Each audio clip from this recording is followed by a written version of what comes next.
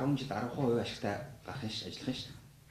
Энэ компани бороогийн алтны урхаг ухаад 56 тонн алтыг үндэснээ татах аваад авсныг та бүхэн мэдж байгаа. Тэгээд Монгол улс 34% хүртэх тийм байдалтайгаар одоо стратегийн ордод оруулсан.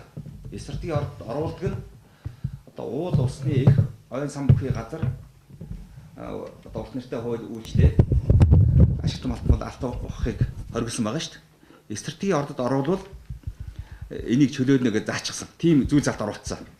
Тэгвэл газууртын алтны орд бол стратегийн орд биш байхгүй. Энэ бол өчүүхэн баг. Энийг лоббиж жагаад цагаан сарын өмнө оруулсан юм аа. Битүүний өдөр оруулсан.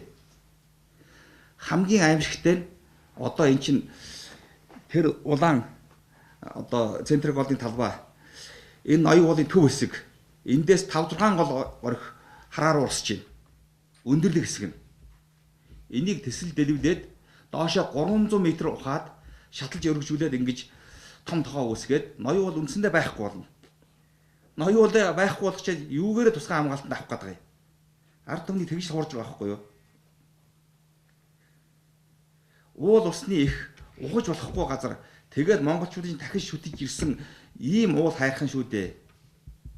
Ийм учраас олон монголчууд иргэний хөдөлгөөнийхэн нутгийнхан сэтгэл зүрхээрээ сэтгэлийн дуудлагаараа магадгүй даал дохонсор гэж байдаг тэрнгээр одоо энийг хуулахгүй төлөө тэмцэж байгаамаа. Тэрнээс тэднэрт уус төр хэрэггүй.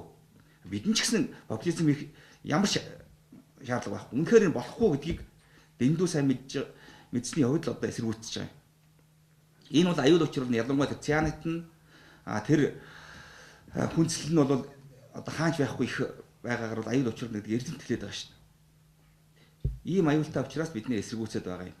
Яг Киргиз шиг юм болох үедээ хонгор шиг юм болох уу гэж болгоомжлж байна.